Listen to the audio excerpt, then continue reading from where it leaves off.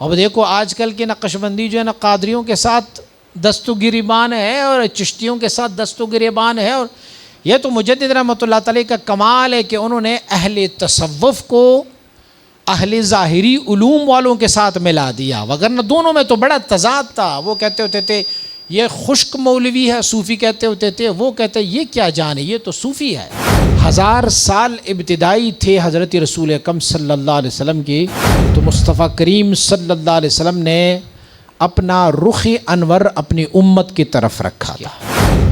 یہ ہمارے لاہور میں شالمار باغ کے بیک سائڈ پہ ایک قادری بزرگ رہتے تھے، حضرت مخدوم ایشان رحمۃ اللہ تعالی، آج بھی ان کا مزار ہے۔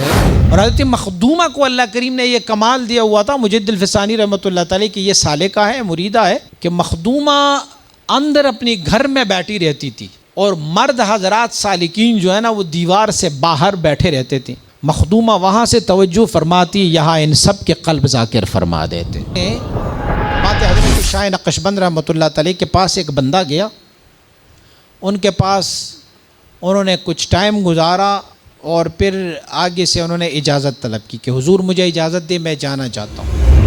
یہ حضرت مجدد رحمۃ اللہ تعالی اتنے سخت بدعات کی رد میں آپ نے فرمائے کہ جو مشہور بدعات ہے انہیں بھی آپ پسند نہیں فرماتے۔ ہم جو معزز میت ہوتے ہیں، عالم فاضل مفتی، انہیں ہم امامہ باندھ دیتے ہیں، فرماتے ہیں کہ اگر میت کو امامہ باندھو گے تو یہ خلاف سنت ہے، کیونکہ میت کے لیے، مرد کے لیے 3 لباس ہوتے ہیں۔ آپ فرماتے ہیں ہمارے علاقوں میں علماء نے کہا ہوا ہے کہ شملہ کو آپ لیفٹ سائڈ پہ لٹکائیں تو یہ بہتر ہے، فقہاء نے لکھا ہوا ہے اس پہ کہ شملہ کو آپ لیفٹ سائڈ پہ، فرماتے ہیں جو شملہ لیفٹ سائڈ پر ہے یہ خلاف سنت ہے۔ سنت یہ کہ شملہ آپ کے دونوں شانوں کے درمیان ہو۔ کہ مجدد رحمۃ اللہ تعالی نے کبھی بھی رمضان شریف یا عید کی چاند کا نہ حساب کیا ہے، نہ چاند کو دیکھنے کی کوشش کیا۔ وہی میں بھی افغانستان گیا، وہاں پہ ایک جگہ گئے تو سارے جتنی بھی بیٹھے ہوئے تھے لوگ، سارے وہ سب ذکر اجار کر رہے تھے، پیر صاحب بھی ان کو اشارہ کر رہے تھے، اللہ اللہ اللہ۔ میں نے ان سے پوچھا بھائی تم لوگ چشتی ہو یا نقش بندی ہو؟ تو اللہ رب العزت کی فضل و کرم سے کبھی دین پر کمپرومائز مجدد الفسانی نے نہیں کی، تو اخوندزادہ سیف الرحمن کیسے کر سکتا ہے؟ پھر اللہ رب العزت کی کئی دوستوں کی عرس اور ان کی یوم ولادت ہے۔ حضرت داتا گنج بخش علی حجویری رحمۃ اللہ تعالی علیہ، امام اہل سنت شاہ احمد رضا خان بریلوی رحمۃ اللہ علیہ، اور مجدد و منور الفسانی شیخ احمد فاروقی السرندی رحمۃ اللہ تعالی کا عرس مبارک ہے۔ ابھی رستے میں میرے ساتھیوں نے مجھے بتایا کہ مجدد رحمۃ اللہ تعالی کے عرس مبارک کے لیے قافلے برستہ واگا بارڈر چلے گئے، تو مجھے اپنی پچھلے سال کی یاد آئی کہ اللہ رب العزت نے مجھے وہاں سعادت بخشی تھی کہ میں بھی عرس میں شامل تھا۔ اللہ رب العزت کے وہ محبوب بندے جن کو مجدد الف ثانی کہتے ہیں، ایک ہوتا ہے مجدد 100 اور ایک ہے مجدد الف۔ حضرت رسول اکرم صلی اللہ علیہ وسلم کی رحلت مبارکہ کے بعد جو 1000 سال تھے، وہ 1000 سال خیر القرون قرنی ثم الذین یلونہم ثم الذین یلونہم میں تھے۔ بہترین زمانہ حضرت رسول اکرم صلی اللہ علیہ وسلم مبارک کا زمانہ، اس کے بعد تابعین کا، چونکہ صحابہ کرام بھی اسی زمانے میں موجود تھے، اور پھر تابعین کا زمانہ۔ حضرات مشائخ فرماتے ہیں کہ 1000 سال تک حضور سید عالم صلی اللہ علیہ وسلم کی رحلت مبارکہ کے 1000 سال تک اللہ رب العزت کی فضل و کرم سے اس امت پر اللہ رب العزت کی رحمتیں نازل تھیں، اور امت ہدایت اور صراط مستقیم پر قائم و دائم رہے ہیں۔ 1000 سال کے بعد یہ فتنہ اور فساد کا دور شروع ہوا۔ حضرت مجدد رحمۃ اللہ تعالی نے اپنی ایک مکتوب شریف میں ارشاد فرمایا ہے کہ جو 1000 سال ابتدائی تھے حضرت رسول اکرم صلی اللہ علیہ وسلم کی، تو مصطفیٰ کریم صلی اللہ علیہ وسلم نے اپنا رخ انور اپنی امت کی طرف رکھا تھا۔ اور 1000 سال آپ کی رحلت کے پورے ہونے کے بعد کریم آقا نے اپنا رخ مبارک اپنی رب کی طرف پھیر لیا اور امت کی طرف وہ تجلی جس کی برداشت امت کر سکتے تھے وہ تجلی اب حضور سید عالم صلی اللہ علیہ وسلم نے امت کی طرف نہیں رکھی۔ اس کی ایک وجہ تھی، وجہ یہ کہ یہ 1000 سال جو حضور سید عالم صلی اللہ علیہ وسلم کے رحلت مبارک کے بعد والے 1000 ہے، یعنی الف ثانی جو دوسرے 1000 کا سال، اس میں فتنہ اور فساد اور اس میں امت کی بہت ساری غلطیاں کوتاہیاں، حضور سید عالم صلی اللہ علیہ وسلم کے ذات مبارکہ پر علیہم باللہ ان گستاخیاں، بے ادبیاں، اللہ رب العزت کی شان میں، انبیاء علیہ الصلوات و تسلیمات کے شان میں، ملائکہ اعظام، قرآن عظیم و شان کی، اور اس میں سے اکثر و بیشتر جو ہے وہ اس امت محمدیہ میں سے لوگ آئے۔ تو کریم آقا صلی اللہ علیہ وسلم کے ذات مبارکہ اس پہلے 1000 کے بعد اپنا رخ انور اپنی رب کی طرف فرمایا اور امت کی طرف وہی توجہات نہیں فرما رہے، کیونکہ حضور سید عالم صلی اللہ علیہ وسلم کی روح مبارک ناخوش ہے۔ حضرت مجدد رحمۃ اللہ تعالی فرماتے ہیں کہ حضرت عیسیٰ علیہ نبینا علیہ الصلوۃ والسلام اور ہمارے اور آپ کے آقا صلی اللہ علیہ وسلم کے درمیانی زمانہ جو تھا اسے کہتے ہیں فطرت کا زمانہ، اور وہ 600 سال پر محیط زمانہ رہا۔ حضرت عیسیٰ علیہ نبینا علیہ السلام اور موسیٰ علیہ نبینا علیہ السلام کے درمیان بھی کم و بیش اتنا ہی عرصہ تھا۔ 6 اولو العزم انبیاء علیہم الصلوات و تسلیمات ہیں، سیدنا آدم علیہ نبینا علیہ السلام، سیدنا نوح علیہ نبینا علیہ السلام، سیدنا ابراہیم علیہ نبینا علیہ السلام، سیدنا موسیٰ علیہ نبینا علیہ السلام، سیدنا عیسیٰ علیہ نبینا علیہ السلام، اور حضرت سیدنا محمد الرسول اللہ صلی اللہ علیہ وسلم۔ یہ 6 اولو العزم ہیں۔ بقیہ جتنے بھی آئے ہیں تو وہ ان 6 کو ہی فالو کرتے رہے، بلکہ 5 کو فالو کرتے رہے، کیونکہ حضور کے بعد تو کوئی نبی نے آنا ہی نہیں ہے کسی شکل میں بھی، اور پھر وہ 5 جو ہے وہ ایک کو فالو کر رہے تھے، اور وہ تھے ہمارے اور آپ کے آقا احمد مجتبیٰ محمد مصطفیٰ صلی اللہ علیہ وسلم۔ تو جیسے کہ انبیاء علیہم الصلوات و تسلیمات میں 1,24,000 کم و بیش انبیاء علیہ السلام ہے، اور اس میں سے یہ 6 اولو العزم ہے، اور بقیہ تمام انبیاء علیہ السلام کسی نہ کسی طریقے سے بقیہ 5 کو فالو کر رہے تھے۔ تو کریم آقا صلی اللہ علیہ وسلم کے زمانہ مبارکہ جب آپ دنیا سے پردہ فرمائے تو اللہ کریم نے ہر زمانے میں کسی ایسے بندے کو منتخب فرمایا کہ جن کو اللہ رب العزت نے یہ کمال عنایت فرمایا تھا، جو ہر 100 سال کے اوپر رہا، اور بقیہ جتنے بھی اولیاء اللہ تھے وہ اسی کے تحت ہوتے تھے، اسی کے ماتحت ہوتے تھے۔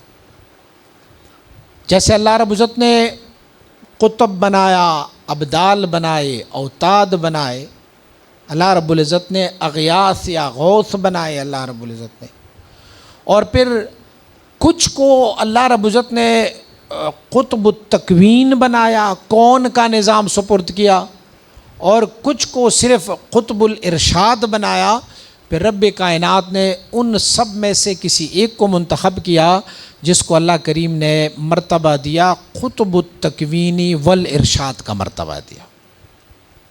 کونین کا اور ارشاد دونوں کا اللہ کریم نے مرتبہ دیا، تو ان کے ماتحت جتنے بھی اولیاء تھے وہ سب ان کے ماتحت رہے۔ یہ تو 100 سالہ مجدد کا کام تھا۔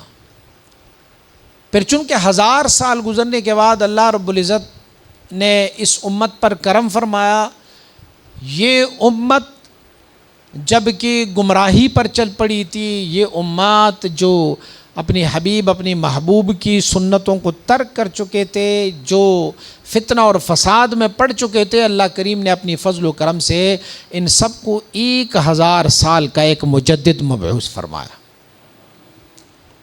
اور جتنی بھی اس سے پہلے یا اس کے بعد 1000 سالوں کے بعد جو 2000 صدی پوری ہوگی، وہاں جتنی بھی اولیاء اللہ آئیں گے وہ سب اسی 1000 سالہ مجدد کو فالو کرتے رہیں گے کسی نہ کسی طریقے سے۔ اور اس مجدد جو 1000 سال کا مجدد ہے، ان کا اسم گرامی شیخ احمد الفاروقی النقشبندی، آپ مبارک 1000 سالہ مجدد رہے۔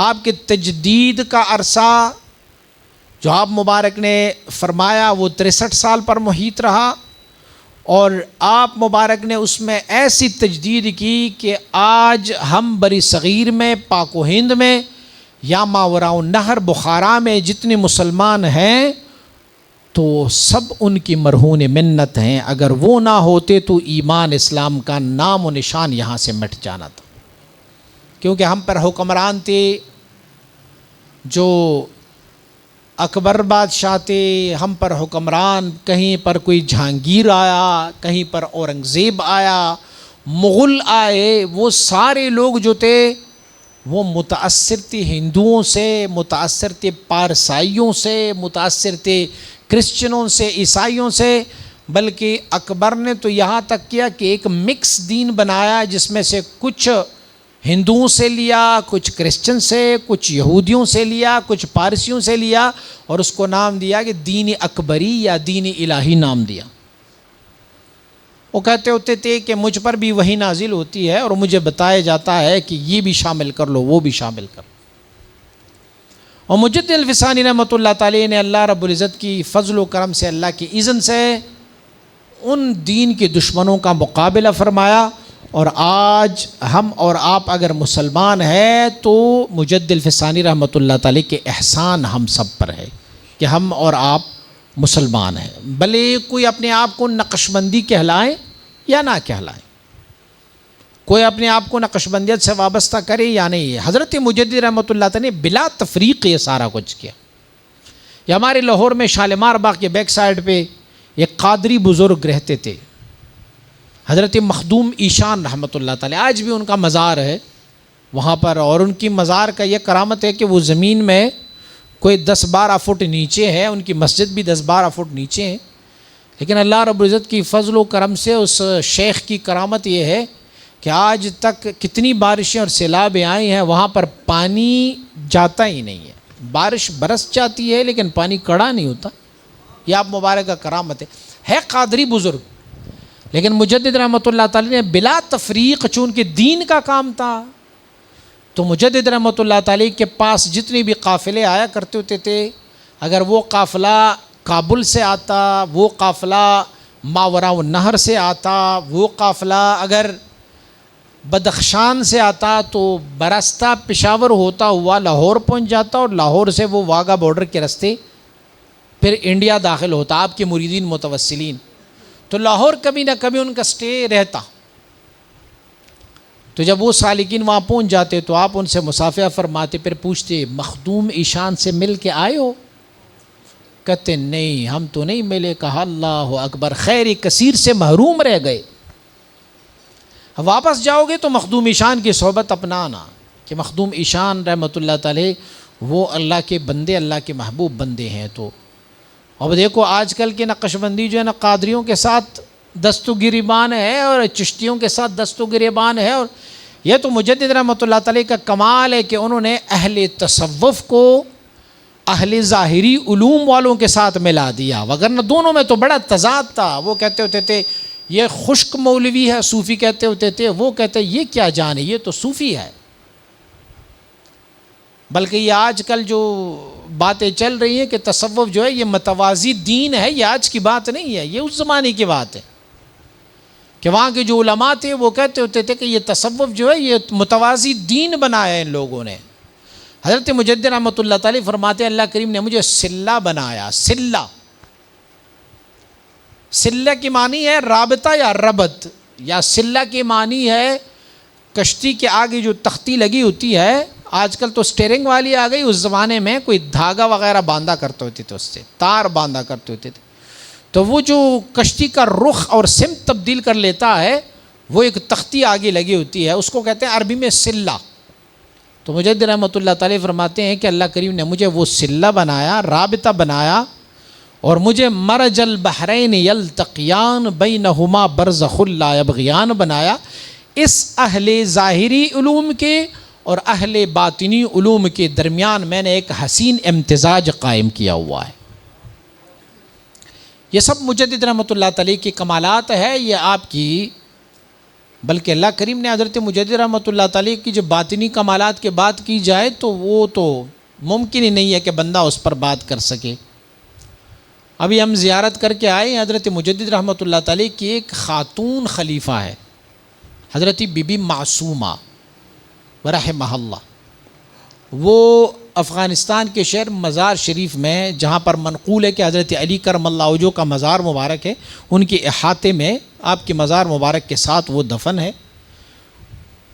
اور حضرت مخدومہ کو اللہ کریم نے یہ کمال دیا ہوا تھا، مجدد الفسانی رحمۃ اللہ تعالی کی یہ سالکہ ہے، مریدہ ہے، کہ مخدومہ اندر اپنی گھر میں بیٹھی رہتی تھی، اور مرد حضرات سالکین جو ہے نا وہ دیوار سے باہر بیٹھے رہتے تھے۔ مخدومہ وہاں سے توجہ فرماتی، یہاں ان سب کے قلب ذاکر فرما دیتے۔ حالانکہ وہ خاتون ہے، وہ ہے خاتون، لیکن مجدد رحمۃ اللہ تعالی کی کمال یافتہ ہے، اور جو مجدد کا کمال یافتہ ان کا حال اگر ایسا ہو تو حضرت مجدد کا اپنا حال کیا ہوگا پھر۔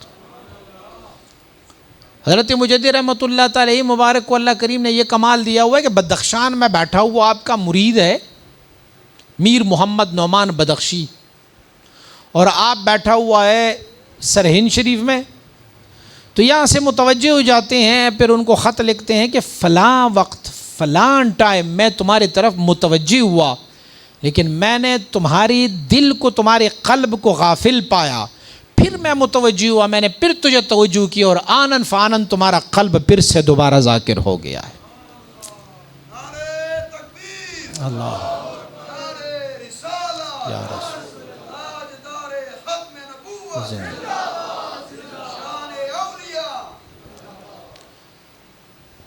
تو مجدد رحمۃ اللہ تعالی کا یہ کمال جو ظاہری بھی ہے اور باطنی بھی ہے، آپ نے ظاہری شریعت پر بھی عمل فرمایا اور باطنی تصوف، علم تصوف پر بھی عمل فرمایا، دونوں کی ایک حسین امتزاج آپ نے بنائی حضرت نے۔ اللہ کریم نے آپ کو جو بے شمار کرامات عنایت فرمائے ہیں، آپ ایک واقعہ نقل فرماتے ہیں، فرماتے حضرت شاہ نقشبند رحمۃ اللہ تعالی کے پاس ایک بندہ گیا، ان کے پاس انہوں نے کچھ ٹائم گزارا، اور پھر آگے سے انہوں نے اجازت طلب کی کہ حضور مجھے اجازت دے، میں جانا چاہتا ہوں۔ آپ نے فرمایا کہ کیسے آنا ہوا اور کیسے واپس جا رہے ہو؟ تو عرض کرنے لگے کہ حضور میں آیا تھا، میں نے کہا کہ میں کچھ عرصہ گزاروں آپ کے ساتھ، تو آپ کا میں نے اتنے عرصے میں کوئی کرامت نہیں دیکھی، آپ نے کوئی کرامت نہیں دکھائی۔ تو آپ مبارک نے ارشاد فرمایا کہ اتنے عرصے تک میرے پاس رہے، کوئی خلاف شریعت کوئی کام مجھ سے دیکھا؟ کہنے لگے نہیں دیکھا۔ تو فرمایا اس سے بڑی کرامت کیا ہو سکتی ہے کہ اتنے دنوں میں آپ نے مجھے دیکھا؟ تو مجدد رحمۃ اللہ تعالی اس واقعے کو نقل فرماتے، آپ فرماتے ہیں کہ اللہ کا بندہ تھا وہ، کیا اس نے میری مرشد کی اس کرامت کو نہیں دیکھا کہ میرا مرشد شاہ نقشبند اگر کسی کے مردہ دل کو توجہ کرتے تو اسے زندہ فرما دیتے؟ لیکن فرماتے ہیں کہ جو اندھا ہوتا ہے، نابینا ہوتا ہے، تو اسے کیا پتہ ہوتا ہے کہ یہ شکل کیسی ہے؟ تو نقش بندان را چیدانی، تو شکلی پیکرے جان را چیدانی، تو چوبی خشکی قدر باران را چیدانی۔ آپ نے فرمایا ان کو کہ اگر میں ہوتا نا، میں ان کو بتاتا کہ تجھے ظاہری کرامت چاہیے، ظاہری کرامت میں تجھے دکھاتا ہوں اپنی مرشد کی، کہ ان کا یہ کرامت ہے کہ اگر وہ کسی مردہ دل کی طرف توجہ کر دے تو وہ مردہ دل کو زندہ فرما دیتا ہے، اس پہ نقش بنا دیتے ہیں اسم ذات کا، اللہ رب العزت کی اسم ذات کا نقش اس پر بنا لیتے ہیں۔ تو آپ فرماتے ہیں یہ فقیر بھی انہی کا مرید ہے، فرماتے ہیں وہاں سے جو اصل تھا وہ مجھے فرعان ملا ہوا ہے، فرماتے ہیں میں اگر کسی کو متوجہ ہو جاتا ہوں تو ان کے مردہ دل کو زندہ کر سکتا ہوں، تو میرے مرشد کی شان تو کئی اعلیٰ اور افضل ہے پھر۔ تو حضرت مجدد رحمۃ اللہ تعالی کو اللہ کریم نے یہ کمالات عنایت فرمائے تھے، اللہ رب العزت نے انہیں 1000 سال کا مجدد بنایا تھا، اور پھر تجدیدی کارنامے اگر ان کے گننا شروع ہو جائیں تو پھر ٹائم بہت لے گا، لیکن سب سے بڑا ان کا جو کارنامہ ہے، سب سے جو اعلیٰ کارنامہ ہے، وہ ہے دین محمدی صلی اللہ علیہ وسلم کی دوبارہ سے اسی نمط اور طرز پر لانا جو صحابہ کرام کے دور میں تھا۔ یہ حضرت مجدد رحمۃ اللہ تعالی اتنے سخت بدعات کی رد میں آپ نے فرمائے کہ جو مشہور بدعات ہے انہیں بھی آپ پسند نہیں فرماتے، بلکہ اپنے ایک مکتوب شریف میں آپ ارشاد فرماتے ہیں کہ میں بدعت حسنہ میں بھی نور نہیں دیکھ رہا، بدعت سیئہ کو تو چھوڑ دے۔ تو میں بدعت کس کو کہتا ہوں؟ میں بدعت اس کو کہتا ہوں جو سنت کے مقابل میں آئے، سنت کو ختم کر لے، وہ بدعت ہی ہے۔ بس سنت کو ختم کرنے والی چیز جو ہے نا وہ بدعت ہے۔ اگر آپ ان کی ایک مکتوب شریف پڑھیں گے تو آپ کو پتہ ہوگا کہ ہم آج بھی اسی بدعات پر مبتلا ہیں۔ حضرت مجدد رحمۃ اللہ تعالی اسی مکتوب شریف میں آپ ارشاد فرماتے ہیں کہ یہ میت کو ہم جو معزز میت ہوتے ہیں، عالم فاضل مفتی، انہیں ہم امامہ باندھ دیتے ہیں۔ فرماتے ہیں کہ اگر میت کو امامہ باندھو گے تو یہ خلاف سنت ہے، کیونکہ میت کے لیے، مرد کے لیے 3 لباس ہوتے ہیں، جو کفن ہے ان کا وہ 3 ہے۔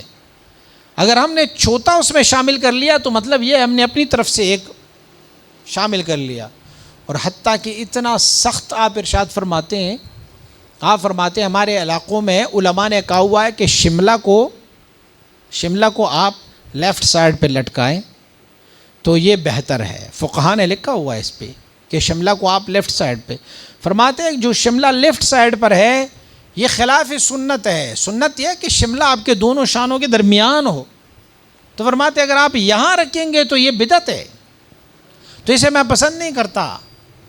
اور اس سے بھی بڑھ کر آگے جاتے ہیں، آپ فرماتے ہیں کون سی حدیث میں ہے کہ حضور نے جب نماز پڑھنا تھا تو حضور نے کہا کہ 4 رکعت نماز فرض عشاء کی پڑھ رہا ہوں، منہ میرا قبلہ کی طرف؟ کہیں ثابت ہے کہ حضور نے زبان پہ یہ نیت پڑھی ہوگی؟